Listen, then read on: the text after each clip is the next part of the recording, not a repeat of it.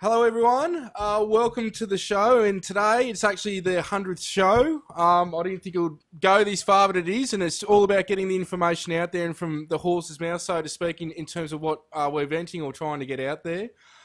First of all, I'd like to introduce my beautiful partner, Solreta, who's on the show today with us. And we've also got the beautiful Mary Rodwell. Mary, thank you for coming on the show.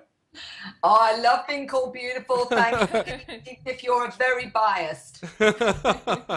And Barry Littleton. Barry, thanks heaps for coming on the show, mate. Salutations. I'm very honored. Very honored. Hello, Mary. Hello, Soul. Hi. Now, like I say, we sort of just go wherever the flow of this goes. It's great to sort of do like a four-way panel here. Now, recently, I've been speaking to both of you separately, and we've been talking about how there's been lots of stuff going on, and I've been talking to others behind the scenes. There seems to be, especially over the last month or two, there's been almost an upgrade or an uplift in terms of what we're all experiencing in terms of cleaning baggage, but also there seems to be a lot more sightings, a lot more sort of download stuff going on. Mary, can we sort of get your perspective at the moment in terms of what you're hearing? Because you get emails all the time from experiences, from people who are just awakening and they're going to you because they've seen the documentaries and whatnot you've done. So you get a hell of a lot of emails. Have you seen sort of a clump of emails in the last month or two of just as if something's been upgraded in terms of the intensity, I guess, of the experiences? The way I look at it, Pete, is really about an acceleration, it seems, for people that are having experiences that they are saying to me so much more is going on than they recall even 6 months ago. Heightened senses, energy shifts, frequencies. They feel like, their body will resonate to these frequencies. They will often feel quite tired and need to sleep a lot more. And with that seems to be a lot more of the downloads, the sense of just generally being prepared, almost like there's something ahead in the not too distant future that they need to be ready for. Even a sense of anticipation, which is really interesting because we know, often what goes with these shifts can sometimes be, a lot of shifts on the planet itself. But there isn't the sense that I'm getting from them that this is something necessarily to be fearful of, but more a sense of it has to happen, and it's this anticipation. But with it, this sense of, get your stuff together, guys, get ready. There's something going on, and this is happening from emails that I get, as you well know, Pete, from all over the globe, and this can be as far afield as Kenya, Uruguay, India. How on earth they find me when they don't even speak the language to me is amazing. But they're saying the same things, and sightings off the charts. People videotaping and being called out almost to videotape. And some of the sightings now and the video footage is brilliant. You get it. Damien Knott gets it, for example. Amazing gentleman in the Netherlands has sent me some incredible footage, so it's very compelling in terms of, the tangibility. And, so I don't know whether Barry's been feeling he's been given a little bit of a shove in that kind of direction. Barry, would you like to give us sort of your take on what you've experienced lately, if there's been an intensity or not in terms of what you personally you're experiencing too? I'd agree with that. I'd say there's been a lot of people coming forward right now, and that's concerning, especially with the younger people, I think. And it's something's definitely happening. And I think maybe we'll get into a little bit later about some of the cycles I've been hearing about. I was recently listening to, I believe it was Dolores Cannon's Quantum Healing, I believe, and she talks about the waves of souls that are coming to Earth right now. And I think we can take that two ways, which is one, the waves that come out of source, all right, the souls that are emitted from source first. And then secondly, what I can remember myself here, which is a cycle of seers, we could say, cycles of, we could call light workers, warriors. There's all sorts of different names, but it has to do with the souls that are incarnating right now in this cycle. And I think that's part of the shift that we're talking about. And the urgency, I think, is that I want to be positive, but humanity's close to annihilating itself. But there's so many of us right now that really are shining a light and doing good things that I think that's what's coming to the forefront right now. You're talking just then how, and we've spoken recently how there's been lots of young people contact you, Barry. And Mary's got a lot of the young ones, and coincidentally, I do myself, so it's funny that like Mary's had it for years, but both you and me, Barry, we're getting the young ones coming to us now. They see something. So it's sort of uprising more. The young ones are, people might talk about the younger generation, like my generation, like I'm a bit over 30 now, not so young, but then I tell them, go and talk to these young kids, because you think I might be in tune or whatnot. These kids make everything just seem so mundane when you talk to them about their intelligence, how in tune they are, how psychic they are. Like you say, Mary, they know what the teachers are thinking and the parents are thinking and all that. So this is where there's a totally different ball game being introduced to the human environment now in terms of souls that are here. It's they're a lot more in tune, I guess. Can Mary? Maybe you could speak on this. Actually, what I'm noticing is that when I was a little younger, like 20 something on like that, or in my late teens, I used to detect some of these what we call star seeds now, or indigo children, and I was a very strong telepath. So I would sometimes kind of send them a message, and they would turn around and look at you like, "Who are you to think to me?" But they were kids then. But these people that are coming to me now are around the age of 30, 31, 23 to 32, I'd say. And they're the same star seeds that from that age group, but they're becoming adults now, and they're having children that are having experiences, and they're all reaching out. That's kind of what I'm seeing.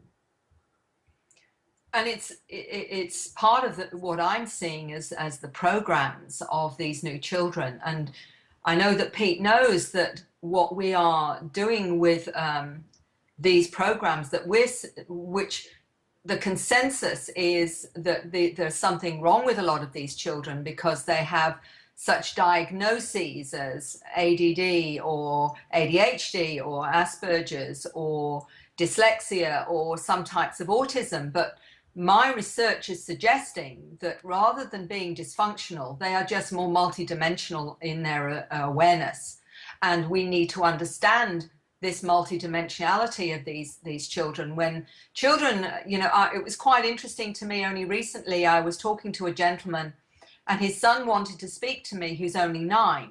And this is not usual that a child says, I want to speak to this strange lady over Skype who I've never met before. And so when I spoke to this young man, he's only 9, and I said, why did you feel you could speak to me? And he said, it's because of your frequency. Now, what child of 9 talks about connecting with someone because of their frequency? Well, these star seeds do. These star children, the new humans, do, because they operate on frequency. They also have this ability to know what's true and what's not true. They have the ability, as you, Barry, and many others of your generations too, that knew they were empaths, they were telepathic. And this has come through with a lot of the autistic children, that even science is understanding now that many of them appear to be telepathic. Well, we know they are, and that they're tapping into emotions, they're tapping into thoughts. I had an email only recently of a lady who's speaking about her 3-year-old child. And she said, the difficulty, Mary, is that my 3-year-old reads my mind all the time and others around me. And she said, have you realized how hard it is to keep your thinking pure and with integrity all the time, that you can't think negative thoughts because your child is going to pick it up? Well, I tell you what, it's forcing us, whether we like it or not, to come from a place of love and integrity, because these kids can see your emotions. They know when you like them or dislike them. They'll know when you're angry with them. And it's not by what you say, it's what you're thinking. So this is really challenging us as a species now, not only to grow up, but also be very aware of the place that we're coming from, which is, as far as I'm concerned, about time. No, definitely. What about yourself? Have you noticed, like with the kids, like we've got 3 beautiful young kids here, Souls kids. have you had much sort of go on with young ones in terms of talking to not just your kids but other kids, like knowing how, you know, these different waves coming through, like Barry's talking about? Well, I noticed the difference for a start. The kids are in a Steiner school, which is, you know, it's an alternative to mainstream over here in Australia and in a few countries across the world. But I do notice that kids that do seem to be in the more alternative schools, you know, they have the larger sort of, you know, hybridized looking eyes. And there's a different energy about them. You just don't get the same sort of feel that you do, you know, amongst the everyday kids. But I have even noticed, having worked with kids in primary schools in the past when I was a lot younger, just watching like each generation come out of the kids, you can see more and more star seeds, you know, in the classrooms where, you know, when we were younger, it might have been maybe, you know, one or two. And it's funny because I've actually reconnected with a high school friend who was a starseed too, and you could tell at the time there was something different about them. But there's definitely a sense of the like telepathy, empathy, and that's something I resonated with growing up too. And I remember saying to Mum, you know, I was watching Play School on TV thinking that they could read my mind and they could see me through the TV and things like that, and going to shopping centres and, you know, feeling everyone's emotions and things like that. And I can see that with my own kids too, especially with my oldest, who'll be 15 later this year. You know, she was very telepathic when she was young. She could say exactly what you were thinking, whether it was someone she might have met when she was 6 months old and hadn't seen for 2 years. Just their memory as well is quite amazing. What about the young boy? Do you want to tell him what happened the other day with the young boy talking about the field with the moon is the same as the crafts that I was showing you? You say, because he was telling you. Yeah, well, Sol's youngest, he's 6, he's a boy, and he was telling me how the moon, how it's doing what it's doing and how it's the craft basically is using the same mechanisms or technology as the crafts that I was showing him. I've got this UFO that like it's a toy, but it runs off an electromagnetic field. You spin it and it goes up and hovers on a plate, and I was showing him like different types of stuff, like, because he just got intrigued by it. And then he's like, oh yeah, that uses the same stuff as how the moon works, how the moon's a craft and it does what it does. And there's been times we've sort of caught him, or not caught him out, but asked him, and he's talking about how he sees people on the moon and what they're like and what the moon's like, and talks a lot about this. And it's only been recently have I talked to him about this sort of stuff because I don't want to lead him on, but we're having a two-way conversation. So this is where I've let my guard down now, going, you know, he's definitely, you know, he's guiding us. He's quite. We're in the start. He's quite manted too. He's very manted. He walks around and because I got him to do the manted type thing, so he walks around and you can tell he's manted all over. And it's just been very interesting now being able to have a two-way conversation instead of in the beginning, like Mary, you've got it. A lot of people coming to you. You know, parents will say this and that. I'm like, hang on. How do you know there's not something coming out of his cupboard, this or that? You know, because they think they're nuts. And it's like, well, for a while, I wanted to sit back. And I know that, you know, to me, imagination is creation, but I've stood back enough now where I can go, all right, he's definitely got this going on, and I can't lead on anymore. But I've been responsible, I think, in my way of dealing with him, because I think he's very advanced. Of anything electronic, he bloody pulls out and pulls apart and puts together. He's like your youngest grandson. Yeah. But he wakes up a lot when I'm having, you know, experiences. If I'm going on a craft or something like that, he's usually been there with me, and he wakes up just after I get dropped back. And then comes in, and I'm starting to realise now that he's just been visited when that's going on. So yeah, that's been a very interesting part. Just getting back to the intensity of things. We didn't get what do you think's going on? You've noticed an intensity with everything going on? I've noticed like a few patterns. So with the start of the blood moon kind of phase, I felt like it was all about relationships, and they're trying to get like all of the twin flames and soulmates together. And then it's going through sort of cleaning out on different levels. So we've got like the physical, you know, sickness side of things, expelling anything that's not supposed to be there. And then we've also got like expelling of old emotions and, you know, programs and contracts and things that no longer serve us. I feel like we've sort of been through the gamut of all of that stuff. But it's also speaking up for yourself with things at the moment as well, and also like redefining like what you want as an individual and what your purpose is. I feel like it's been, you know, we've been gathering the support of all the soul families and that, and now it's about coming back and remembering our own individual purpose. That's sort of like the information I've been getting lately. So yeah, and I think it's been very similar for everyone. We see all this catching up, like Mary, you and I have been speaking for over a year now about how everyone's sort of connecting up, and it just seems to be happening more and more. There is that intensity or that sense of, that something is around the corner, like next 6 months or something like that. It feels like it's really, getting a lot closer now. Definitely. One thing I wouldn't mind addressing at the moment is I got an email from you, Mary, I think maybe a day or two ago, and I've just thought about it just then, which I was wanting to talk to you about it. The email had something to do with my lab and experiences. So basically, the my lab's being able to pick up on the star seeds and maybe manipulate their information in which they disseminate or get out into the public. I personally think that's very possible, and I think it is happening.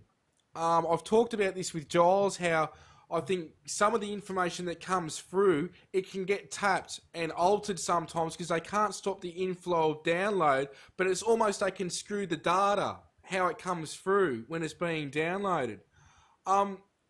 Mary, have you sort of come to a similar conclusion or a similar thought on this? I think that whether or not it's my lab affecting the information that we're getting from our, what I call our own, non-physical team, as it were, whether you see them as guardian angels, spirit guides, higher self, superconscious, or whatever, I think we still have a responsibility to see if that information resonates from the highest level. And usually, for me, we're all antennas, we're all satellites, and what we put out is what we get back. So if we're putting out confusion, or if we're putting out fear, or we're buying into the fear program that's on this planet, then that will be part of that confusion. And those are the kinds of things that we will pull back to ourselves. So it's about, again, the more that we are in touch with that higher frequency of who we really are, that that super conscious higher self, the more we will bring in the integrity of the message. It's like what you give out, you get back. Yeah.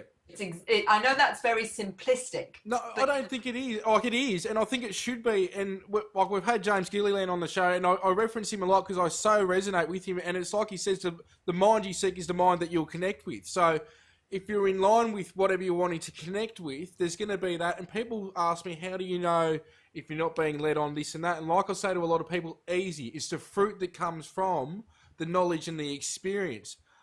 Barry, what's your take? Because I don't think it's just my lab. I think there are things of an archonic type nature, which is still another facet of us as a collective. And like you've said, Mary, before, and I've used the analogy a lot of times, these things are like a parasitic, if they're like a parasite on a trunk of a tree, the only thing they know to do to exist is take the energy from that. And that's not wrong. It's what it knows. It's what it's got to do to survive. So I think, there's many ways we can look at this. But in saying that, I don't think it's just my lab that can manipulate. I think there's other entities, archons and whatnot can do it. But again, it's up to us, and I think there's got to be some self-responsibility in here, because like I've talked to you, Mary, I want to know if what I'm being spilt or shown is for real. And I test the buggers because I have to. My life has been changed in every single friggin' way that I have the right to test these buggers at certain times. Because I'm down here doing what I'm doing. So, Barry, what's your sort of spin on this? Well, I'll say this much. When I first, as a very young age, when I started getting visits from, we'll call them inorganic beings, whether they were spirits or extraterrestrial, the first thing I would ask is, who in the hell are you? What do you want? And I would be insistent on that. And I would ask that even though every entity that I dealt with, the love precluded them. I mean, before they got there, the love hit me first. And then they would tell me certain things. I mean, there was no deception there, all right? In that way, my experiences are very positive, all right? But I almost hampered them to some degree, because after I knew who they were, they told me the love and everything, I still kept asking, almost interrogating them. And I think that's, almost rude to a certain degree, offensive to any light being, any being of love. They come to help, and he's still interrogating us for who we are. And that's something normal in the body computer, wouldn't you say? Like, sorry to cut you off, but like I think you have a right to do that because I know that on the other side they're laughing, going, "This bugger's got no clue that we work with him at the moment." You know what I mean? Or if there is that connection, and they understand that, I think it's because we are brought with some type of amnesia to this realm, unless it's like a programming type thing going on, and then you sort of reconnect. So I think they would understand that. Yeah, well, you know, the first spirit that I encountered at a very young age, about the age of 6, attacked me, and that was a disincarnate person. And once I experienced that, I tried to turn it off. Oh, I don't want to experience this anymore. You know, so when other beings would come, I would ask a lot. But you know, what you're saying goes on into adult experiences for me, even going into my hypnotic regressions. All right, because once I started understanding what really virtual reality scenario technology was, I wanted to know if I'd been exposed to it. And secondly, when I started reading things like Dr. Turner's work, I wanted to know, okay, if I've been deceived in some way, because I was missing time. And when I say that, I was missing a lot of time, almost 20 hours worth on different experiences put together. So that was, I wanted to know if I'd been, you know, the old Barney and Betty Hill. But anyway, that's where I come from. But I noticed something else. Right now, whatever's going on, there is a great, as Yoda would say, a great disturbance in the force. There are a lot of archonic forces coming against people that are trying to speak the truth, people like us that are coming out. I mean, it's not always an exchange of information. It becomes more of an attack. I'm seeing that a lot. That's based on egotistical stuff. And that's, I think that's one of the ways that they're trying to come through right now, is what I'm seeing. Definitely. And what's your take on all that too? Is that like, can you see how, or do you think information is manipulated when it's brought down through by other forces? Yeah. It can be? Yeah, it can be. I see it as like a beam of light coming down, and then I see different frequencies of other coloured light coming in. So it's still got the true information encoded in that, but then you've got like, you know, little colours of deception coming in. So it's not, you have to kind of be able to put a block on that deception or to be able to weed it out to get the pure information. That's why it's always important to go with like the first thing that comes to mind. On everything. Yeah. Definitely. Go on, Barry. Sorry, mate. Oh, it'll be skipping around. You know, I do that sometimes. It's something I kind of wanted to touch on about the star children, the star kids that are coming up right now. Well, I had 2222 on the screen, so go ahead. Okay. Well, you know, sometimes I use things for a frame of reference. When I was younger, there was a show that came out from England. It was called The Tomorrow People. And what the Tomorrow People were considered was Homo superior. What they were telepaths. They could even use psychokinesis, various things, dematerialize various things. But I think to some degree, that's what we're seeing right now. Because what the Tomorrow People would go through was an awakening process, which is where their telepathic abilities would just get so strong and almost drove them insane. Then after that, there would be like almost, let's say, a more advanced type of human. But the thing was, the more of them emerged, our whole species was turning into Tomorrow People. That show even got revived about 4 or 5 years ago, I do believe. But I think that's kind of what we're seeing right now with the young people, what's going on right now. Mary, just a question to you now. You've talked to a lot of these people that are government whistleblowers that have wrote fantastic books. A lot of these people can, you know, find documents in the archives and they've got to support some of what they're saying, or they've personally been in these projects.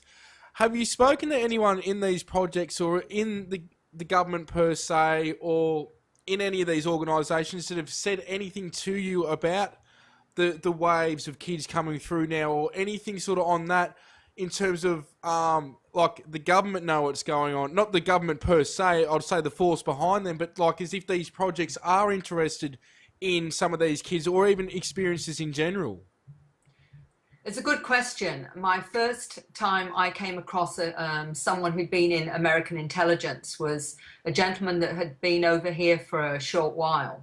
And he came to one of these earlier conferences that I did in about 2000, 2001, I think it was, in Campbelltown.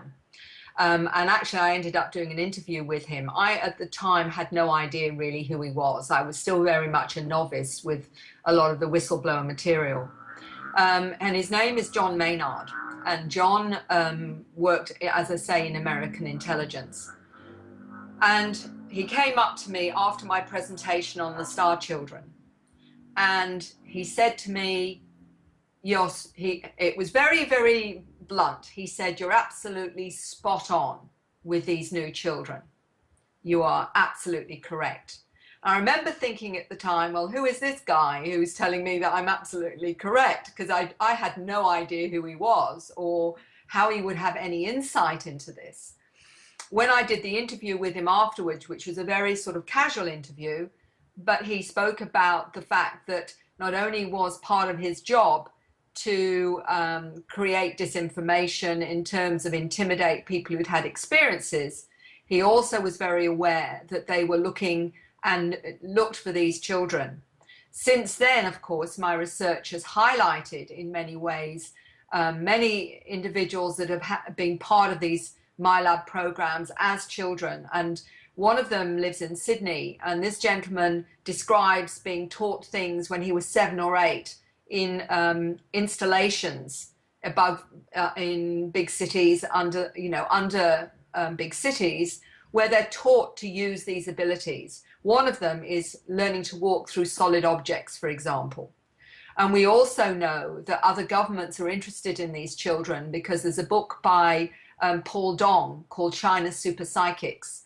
And in this book, he mentions these children that the Chinese are obviously researching and using, and these children can move objects with their mind. They've even been known and filmed to change the very nature of DNA in a petri dish, amongst many other abilities. And these children now appear to be all over the world. There's the ones in Mexico that seem to be able to read blindfolded, and can actually read with various parts of their bodies. Many, we're talking about not just hundreds here. And I've seen a young girl do this, a teenage girl literally blindfolded, where they put a newspaper under her feet and she read the headlines through her shoes. I've seen video of Indian children doing similar things, which was on a kind of psychic show. They're not seeing them as connected to star children, they're just connected to psychic children, but actually they're all one and the same. I believe the reason that they are what they are is because they are the upgrades that are being assisted by various intelligences that are connected to us from various parts of our galactic family.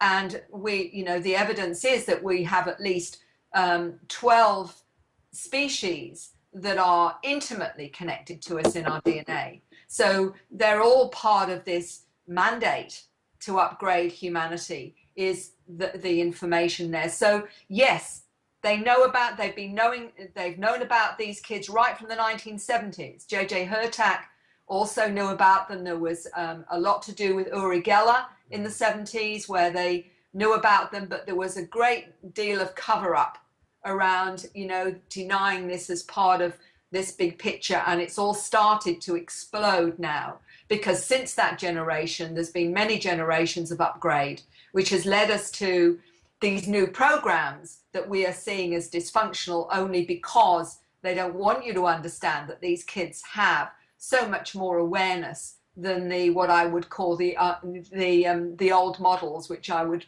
put myself in as one of the older models, if you like, or whatever. So that's a long answer to a very important part of this. Yes, they know about these kids. They look for their energy signatures.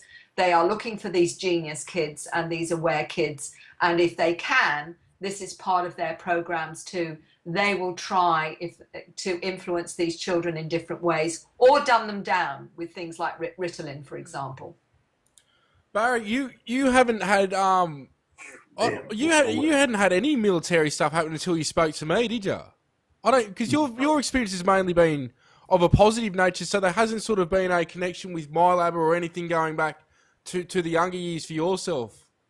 Well, let me tell you, I've come to question that to some degree, okay? Yep. And I say that because I was one of those people, and I think Soul is included in this, that remembers waking up sometimes at night in what we'd call a mystery school. Yeah. And in this mystery school, what I would be doing is things that are with my mind, normally telekinetic things, like moving feathers, messing with water, things that were all done with your mind, okay? And the telepathy was done, and I could never see the teachers.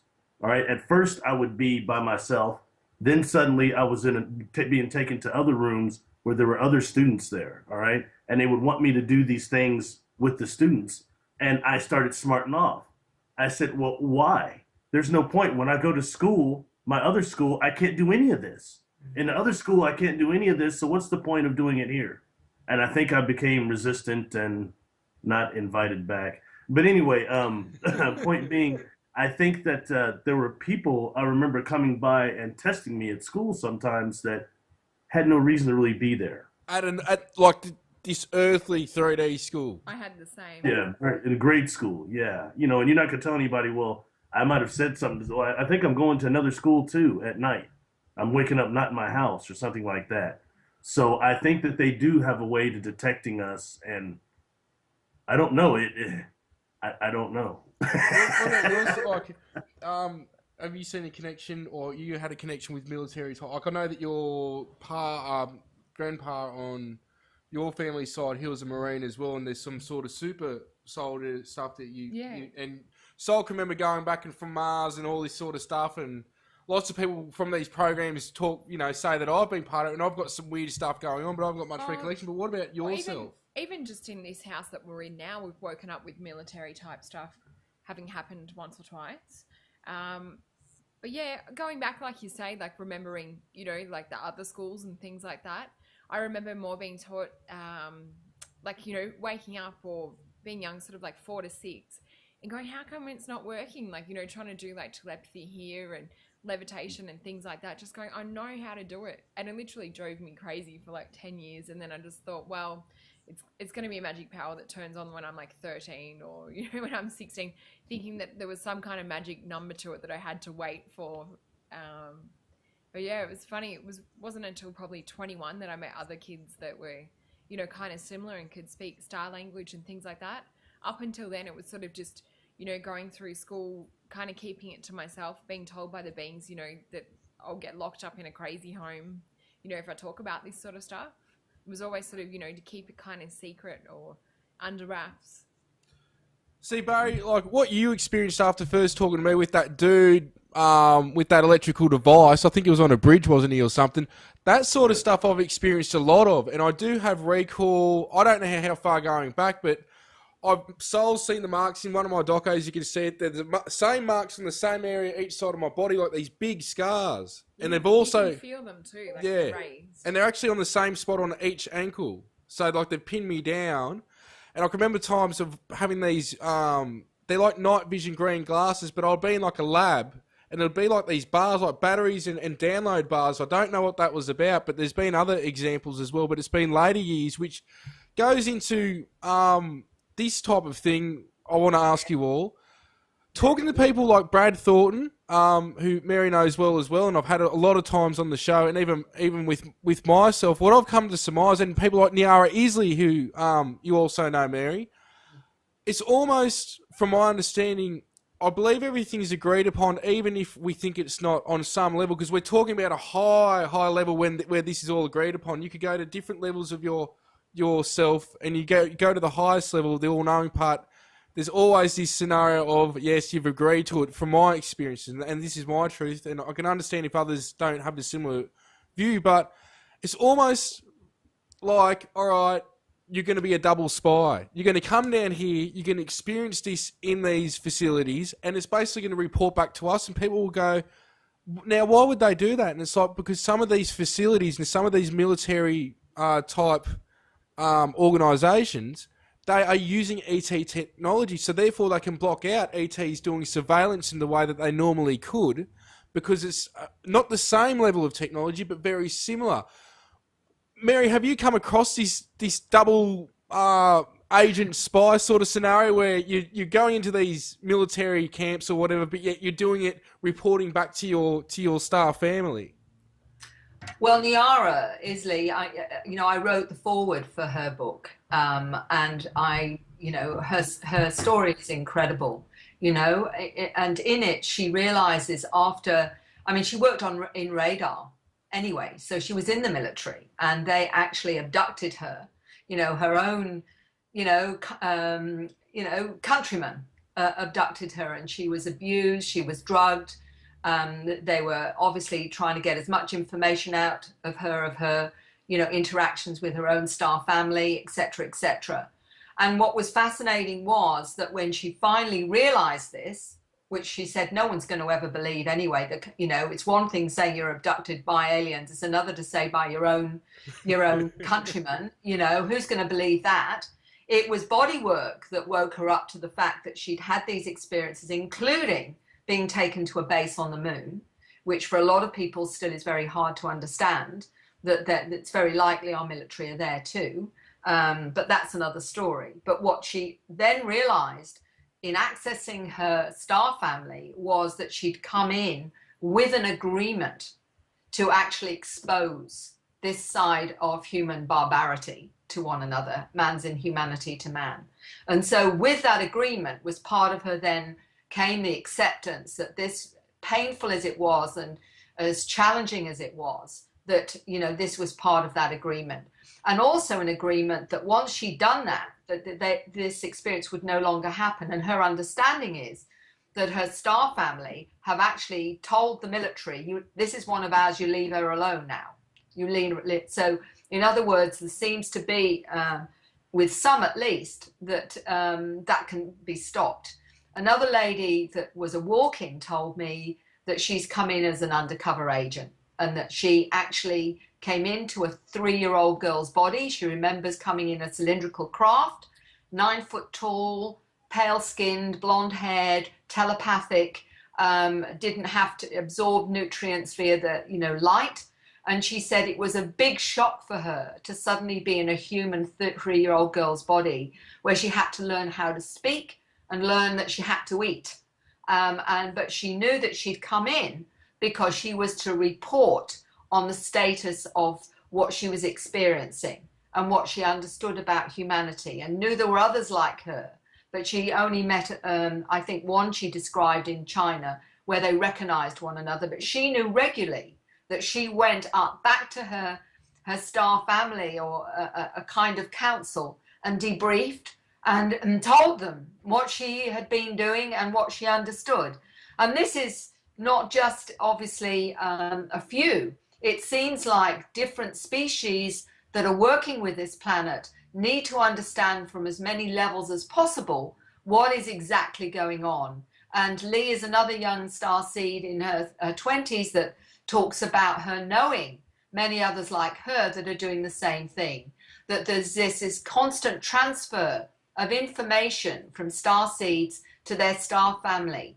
And then you've got the 8-year-old saying that when he goes up on the craft, he goes into his manted form sometimes, and because that's his family. And, for him, although it felt strange, this was something that he did, and it was part of his experience. So, that changes it all again is, what does it mean to be human?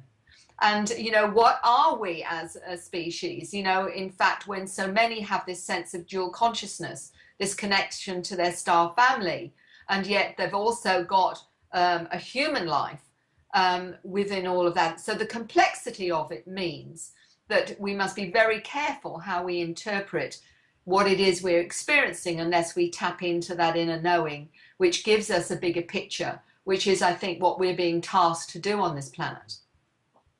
Barry, you want to add to that? No, I think that's very well said. Very well said. The only thing, that kind of concerns me is, as far as the super soldier thing we've talked about, that was kind of disturbed by that. That's not something that's been one of the most hardcore things for me to even comprehend as well, and I've experienced it. So, I was in denial for so long, and I still am in a lot of things. So to me, that shit's more tripped out than what I'm experiencing with other beings, and that's full on. That goes back to that black goo crap even. That's something I didn't think of as much as I had heard about it, and especially the first season of the X-Files. The things that were released in the first season of the X-Files are very serious, and people don't realize the black goo was coming there all the time. That's always been in the background, and I didn't want to deal, Mary, I didn't want to deal with thinking about a trap for immortal souls like ourselves. We're out of our bodies. I didn't want to think about what kind of traps like that would be, and let alone that we could get trapped and put into a super soldier body if we're not careful. The things I'm hearing are horrific. But This reminds me of just something quickly I wouldn't mind bringing up, and I've just remembered this out of the blue. Mary, after I was seeing you last, you sent me an email. I think it was a link to David Wilcock's site on the. Remember how we were talking about the energy grid trapping us from. I think it even had the dark cube or something, which you were going on about in the regression, the cube. And Barry talks about it as well. And we're telling you that, and Sol was saying that Barry and myself have talked about this. Barry, would you mind sort of going into your opinion on these cube devices and also this energetic type grid where, we've talked about, because I don't know, Mary, obviously you've heard about it, but you sent me that straight away after that. Barry, your take on the dark, not the dark, the light, different lights, so one's like a light that you go to when you die and one traps you and one's the real light where it takes you. Just so we've got a little bit of a different topic going here and getting some different opinions on this. Because I think this is stuff that people need to know. Don't go into the fear mode, because what we should be doing is actually talking about this rather than going into a fear base, because we don't know what we don't know, like you say all the time, Mary. We just don't. And there's no use people promoting or going into this fear crap without any really valid response. And a lot of the times, if you go into this research and you go back to the source, it's usually somebody surmising or talking what they think rather than from personal experience, which I think is very important, because there's a lot of crap out there, but we need to go into what, Barry, you and me have experienced this grid. Now, the black box thing, I haven't experienced, but Whitley Strieber talks about it. Sol talks about it. You talk about it. So this is where I think it is. I think it's valid for a logical discussion on it, on a balanced sort of way. I'm curious. Okay, I can do that. I'm curious, Mary. Have you interacted with Dr. Linda Moulton Howe at all? I know Linda. She's a colleague and friend, and I think very highly of her, actually. Been following her since I was a kid. Love her work. She's the first person that I heard mention the black boxes in the way that she did, which is hearing from other experiencers. Okay. Concerning myself, all right, when I was younger, I once heard John Lear said, don't go, he was giving all these whistleblower secrets, but he said, don't go to the light. When you die, don't go to the light. It's a trick. It's a trick. I was very disturbed by that. He was giving all these. Well, Art Bell was as well, and I'll just clarify this, because I've got an episode here where Art Bell first asks Whitley Strieber about that. Now, Whitley Strieber does say, I don't think I ever said that, but that doesn't mean I didn't say it. Because he goes, if John said it, I may have said it to him. But Whitley did also say that he did write something similar in a book. Now, with Whitley, you've got to keep in mind, some of these books are read between the lines because he doesn't want to put names or faces to actual things that have happened. But then again, some of it's sort of sci-fi type stuff, but he does say read between the lines. So that deeply disturbed Art Bell. Because Art Bell's like, that stuff is playing on my mind. Because if I die, do I go to the light or don't I? Because you're being told not to. That's pretty eerie stuff to think about. So this is, I just wanted to clarify that for you, Barry, that's what John did say. And Whitley may have said it, but we still don't know exactly the source of that. But I think it's very valid to bring up because other people have brought this up before. Yeah, I'd heard it before, but for me that was disturbing because I had dealt with what we definitely would call light beings, and I kind of work with different types of light. So that was very disturbing for me, but I didn't understand the context and what he really meant. And when I say that, I think when we first get out of body and before we can completely maybe join with the Akashic records or whatever happens to us, we first are impressioned by different light. And when I say that, we've got two different light, like the light of the sun, which is the light that is a living light that brings a warmth, brings life with it. And then we've got the light of the moon, which is different. It's like a cold light. All right. And very few animals or creatures bloom like in the moonlight. All right.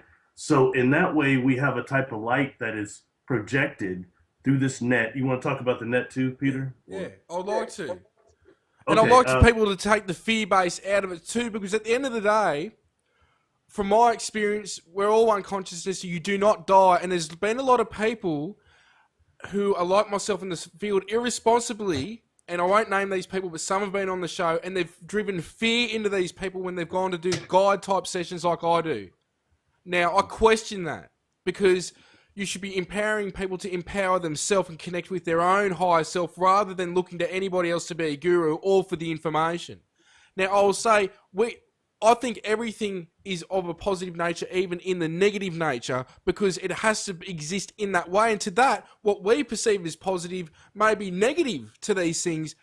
So this is what reality are you coming at this from? But I think it's important to bring up the grid because, again, it gives some food for thought for people to talk about. I've had this shown to me through Shiji, this archonic type grid, which includes the moon, Saturn and a few other planetary bodies, which is ran now by an artificial intelligence that was created by the Anunnaki, Elohim, Archons, the opposite of what they once were, and it's the same type of beings, and it's so they can exist. So they're trying to recycle this energy so they can exist, but that's breaking down too. So not all this is negative, and once you get out of that positive negative frame of mind, and if you've experienced multi-dimensional reality, which you have, Barry, and I have, and I say we all in this conversation have, you understand that time is non-existent, and you understand how you can experience multiple realities at one time and how big and beautiful this reality really is. But I want you to go into this grid, Barry, because there are people doing the fear-mongering thing out there, but I just want people to be aware. It's like the Illuminati. I want people to know about it, but don't go and do 14 hours a day research just on that, and then all of a sudden you end up in a mental ward because everything's the Illuminati. You've got to have some balance here. Gladly. And the thing I think if we could finish up with that at the end of it, it's some of the positive things in terms of protection and some of the things we can do to combat this. We're not just helpless, all right? And with what you just said, in that way, knowledge is power. We need knowledge so we know, and we can be aware. So it's even a little bit more than food for thought in that way. You know what I mean? It starts with Saturn, all right? And being vague, like when I was younger, these experiences I were having were so strong, but they were showing me things and I couldn't back up what they were showing. So I'd find books and things like that. And the first time it happened, they kept telling me something was wrong with Saturn. And I found this book called The Ringmakers of Saturn that said there are these huge ships out there about 500 miles in kilometers and yada, yada, yada, yada. And they think that they're manufacturing the rings. Well, that's what my guides had told me too. All right. Oh, God. And my understanding is, and it's interesting how Saturn looks like a satellite to a certain degree.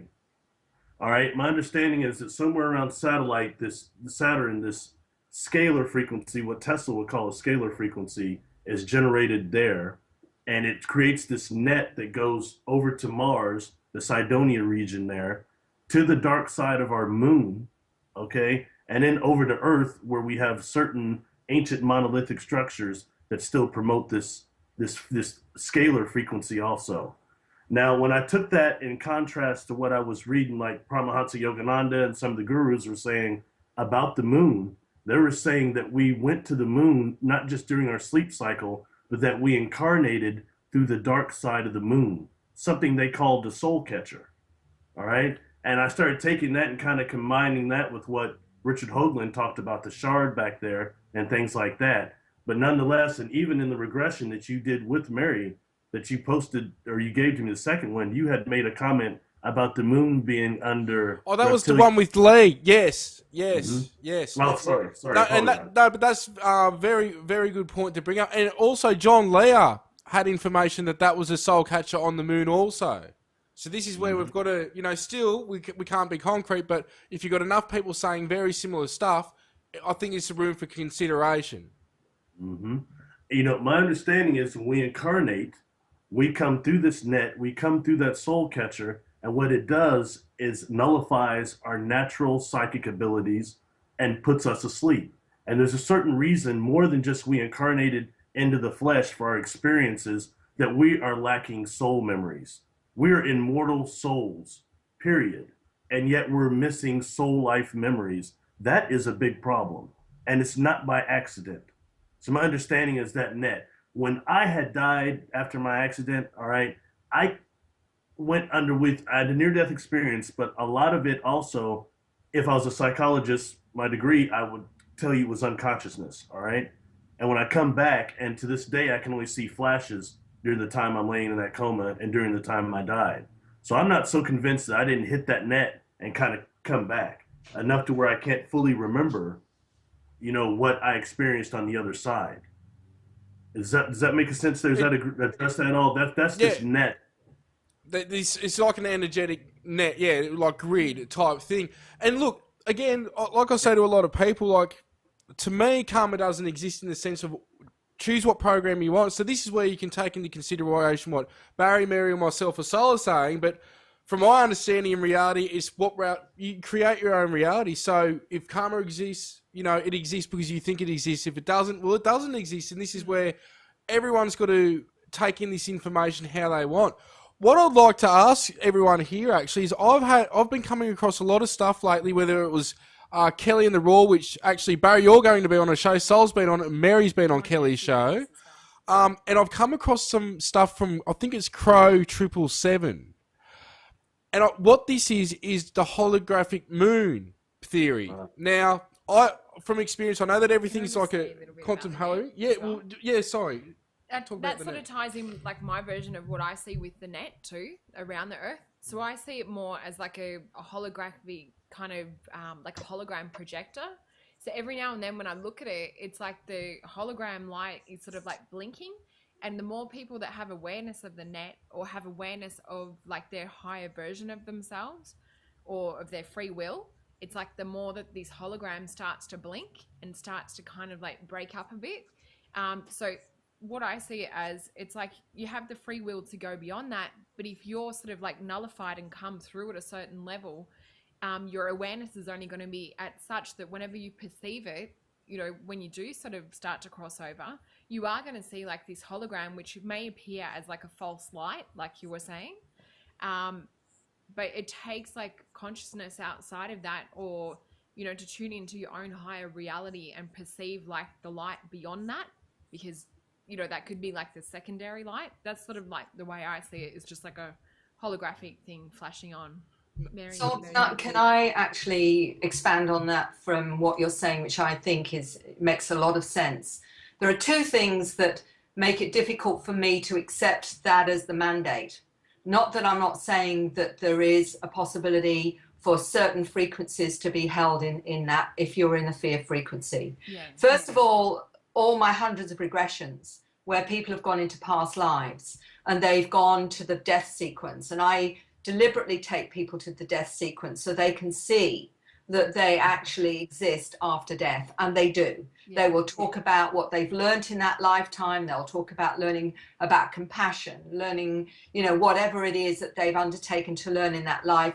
Then they talk about joining their soul families, their monads. And there's wonderful books out there, Dr. Michael Newton, Journey of Souls, where he's regressed hundreds of people to in-between lives, and there's no such sense of their soul being held in any kind of prison or anything else. I spoke to a 16-year-old young starseed, and the thing with that is many of them are coming in with their memories of their past lives. He remembers his life on Mars and other lifetimes. I'm talking to a 17-year-old that remembers that he comes from Arcturus, and he's bringing in his understanding from Arcturus, because he's going to create ecological environments for this planet. The one from Mars told me that he can build interstellar craft, not because he's had it downloaded, but because that's what he used to build on Mars. So they're coming in with their memories, which nullifies this information. And also, the other thing, when I spoke about this to the 16-year-old, he said, Mary, what you believe is what you create. So if you choose to believe that you're going to be hampered as soon as you go through whatever it is in a death sequence, exactly. So it will be right for you until you decide that you are greater in frequency. That's right. And connect to your oversoul, when that will not be part of your reality, because your oversoul and your frequency does not allow those limits anymore, or fear to get in the way of where you need to go. It basically overrides all reality. Exactly. Right. And he said to me that the reason that what is happening on this planet, remember this is a 16-year-old, and what he said to me was this, that what's happening on this planet now is we are separating into different frequencies, and the higher frequencies and the lower frequencies. And he said, and when you get to those higher frequencies, the fear frequency, which has held this planet in a prison for so many millennia and what have you, he said they cannot control those higher they can't do anything about. That's why they don't want you to get past them. They want to hold you in the fear prison. So as soon as you don't buy it anymore, you are no longer controlled. Barry's it ain't hard. It isn't rocket science. Yeah. It just means that you refuse to allow yourself to be within that mindset anymore, that you're breaking out of that. But you've got to be aware of your thinking, what you focus on. It goes back to the integrity of love. It goes back to the understanding that we are all part of a consciousness. And when you're thinking of those higher frequencies, all the other stuff doesn't matter anymore because of how you think. So I wanted to expand on that because I think it's really important. No, thank you. It is. That was very valid, Mary. Thank you for doing that. And also with that too, you know, the more of us that do come into that awareness and do hold that energy, it's, you know, that's going to sort of, the more numbers that we get, the more that's going to ripple out and affect more people. So it's really important that everyone takes that responsibility. Yeah. But that's something I'll send you each if you haven't seen it. Giles, if I remember correctly, sent me this video. There's this dude called Crow, I think it's 777. I think it's CRROW. And this dude's got some awesome equipment to film even the satellites or crafts going over the moon. Like he shows the difference. Okay. There's this latest video, or a few of them, they actually were predicting the time, and other people in the world are filming the same stuff, and I think they're working together. I haven't got too much in it. But there's like this friggin' wave go over the moon. They predicted when it was going to happen. And I'm wondering, from my experience, I've seen what I would call a blueprint of reality, depending on what you call reality. And I've seen the other universes, and it was like a blueprint of how everything's a hologram. I'm wondering if this is like a glitch, or it's just something that naturally occurs in the 3D realm to see part of this hologram. Have you ever heard anything? Because this is why I was bringing up Kelly in the Raw. I haven't watched what she said, but when I see this in a week, and then I see the Crow stuff about this sort of holographic moon theory, I'm just wondering anyone else's take on this, or if they've even seen that. If not, I'll send you the link after the show. Barry, have you got anything to say on that? Well, I've seen it. I've seen that Crow Sevens things also. And, you know, I think that not that the entire moon is holographic, but I think there may be a holographic technology there to prevent us from seeing what's actually there. All right, yeah. That's fair enough. And what I want to say, too, is I agree with what you said, Mary. And what we're dealing with is intent, how we can intend ourselves on the love frequency past this net, past this trap. And I know along with this trap comes a great deal of auto-suggestion. I think we're wiped clean a little bit before we sit here, but there are ways past this. We have guardian angels here with us. We have others that are helping. We don't know what we are. We're capable of, as they told me, the warp fields of our mind can create so much that we can go definitely past that net. And the first step is being aware of it and aware that there is a type of auto-suggestion and subliminal erasing that can happen if we're not careful. But I think we can definitely get past that. Concerning the moon, I think there's a holographic technology on there to stop us seeing what's there. I would say that, but I think it's also hollow, as NASA has been suspicion of. I think they're testing that still, aren't they? The hollow moon theory. I've always talked about what NASA's own data produced, and Richard C. Hoagland said this, and it can be found in NASA archives apparently, where when they landed on the moon, like everyone knows, it sort of rang, like reverberated like a bell for over an hour. when they put enough seismographs on the moon, 1,000 miles down underneath the surface, basically near the core, they can see geometric arc-shaped objects, which is weird within itself. And also when they did a core sample using those rods that they hid in the surface of the moon, a few inches or whatever down, it showed that the moon had been exposed to a completely different star, a different solar system than what's on top. So basically, that is evidence to show how the hell can a little bit down be exposed to a completely different star if it wasn't brought in from somewhere else. That's evidence. So basically, the top bit of the moon dust and all that, when it was studied, it had been exposed to our sun. But once you go down under a bit more, it wasn't exposed to our sun. What was it exposed to? Here we go back again to a book that I was gravitated towards at a very young age, right just before the Ringmaker's book. It was called, this is long before Richard Hoagland's work ever came out. Mm-hmm. It was called Somebody Else is on the Moon. Yes. And it's very hard to find that book now. But there were, yeah. So I seem to remember there being 2 moons here, and one of them being brought here. Ancient African knowledge says there were once 2 moons here. One was brought from somewhere else, and one was destroyed. I seem to have a memory of that too. So make of that what you will. That is interesting. In saying that, recently, Barry, you sort of knew that I was getting psychically attacked, and there's been lots of stuff going on with people at the moment. I think the blood moon, with the energy cycles that we're going through, I think with the esoteric knowledge that some have, you can use it for or against whatever you want. But in saying that, incorporating what we're talking about, and Mary said it greatly, going into basically you go to the higher vibrations and nothing can touch you.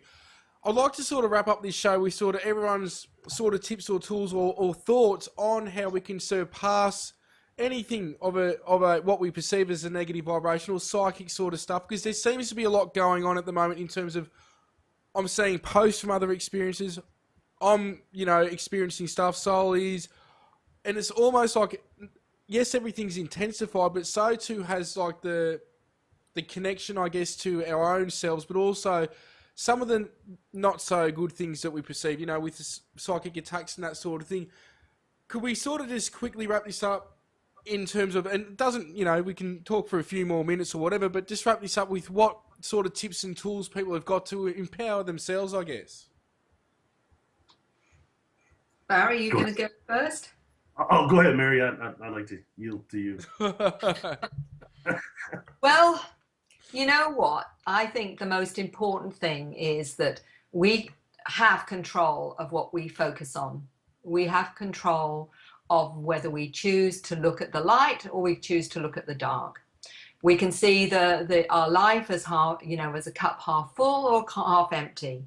And you know what? I always reckon the optimists have a better time of it than the pessimists. Personally, I reckon that that's the case. So for me, I don't think all these amazing children being born now have chosen to be born for a waste of time. And I've said this so many times. So I believe no matter how difficult it is to get to that point of harmony again with all these amazing children that I believe are coming to help us, create a world and a planet that is what we all would rather be part of in terms of our physical existence. And you know what? It's often the darkest before the dawn, and we're having a lot of things at the moment coming and highlighting the corruption, highlighting what's not right on this planet on so many levels. It's all being exposed, and we have to sort of sweep the floors first before we can start, rebuilding. But you know what? We've all, I believe, undertaken to come here at this crucial time because we've said, yeah, I'm in for it because it's going to be worth it. So all I can say is that don't grumble because you chose to come here. So suck it up because it's going to be worth it at the end of the day. So I hope that makes some sense to people. Well, I think that was directed at me. I know you don't know that, but that was directed at me. It's like, get over it, Pete. Suck it up. Because I get sick of this shit sometimes, but that's another story anyway. But Barry, What would you like to say, just to wrap things up, in terms of, because you were talking before about what, sort of things people can do to empower themselves at the moment and that sort of thing, and I'd like to wrap it up on that note. And thank you, Mary, for saying that.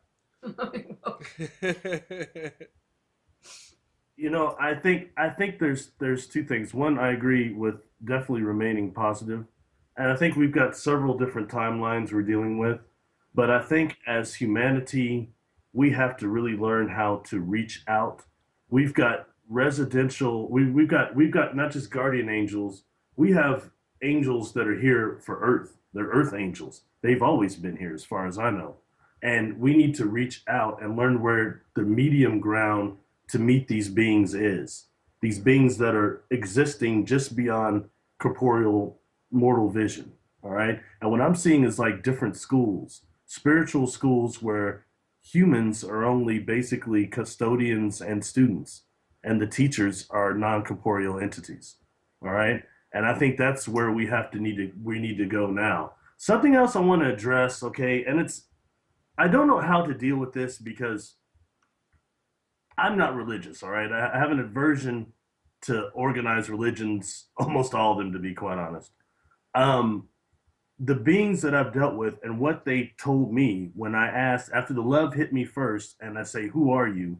And sometimes they even telepathically tell me, we can't really tell you what we are any more than you can tell us what you are, but we can tell you who we work for and what we do. And I want to say this in a non-religious fashion because they explained to me it went beyond religion. They gave me 3 terms. All these beings I've dealt with said the same thing.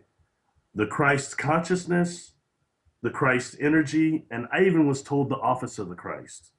And for me, that immediately goes to organized religion, which I despise. And they start telling me, this is beyond social organized religion. This is beyond that. It's beyond any one person. This is a love frequency of the creator, of source. Okay, so I had to accept that.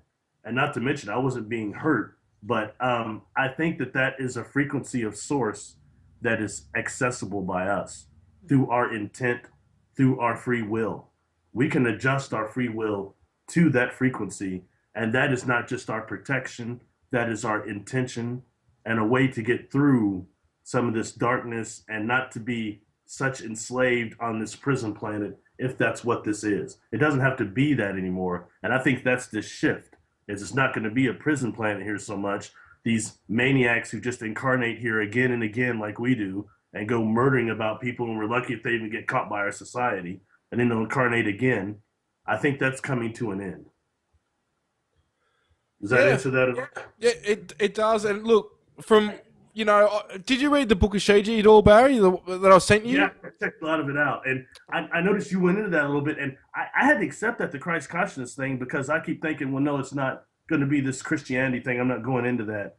But it wasn't that. It was beyond that. That's why I wanted to kind of make that different than religion and say that this is a spiritual thing I'm speaking of. And I think it's real. I've seen it. Yeah, definitely, and I've experienced it too. But I think it's still a human labeling it Christ consciousness. I think it's a level of consciousness where at that state, which we are all able to obtain, and I believe a facet of us is connected to continuously all time, though time's an illusion. But going through that through thought and intention, and this is how I see the crafts. I don't call them up.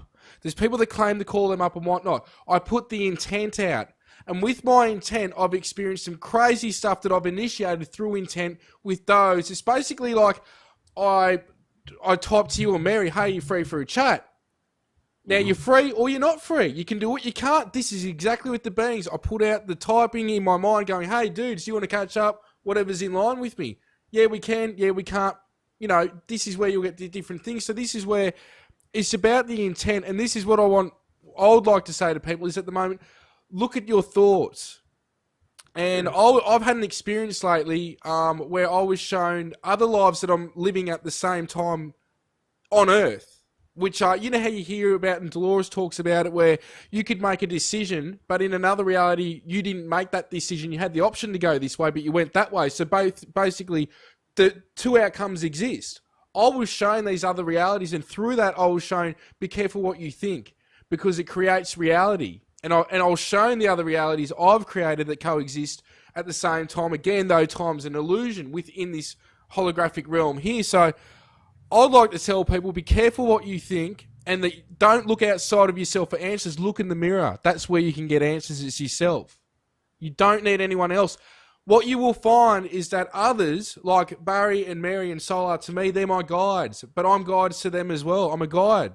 We're all each other's guides, and those that are in line with you, you will attract.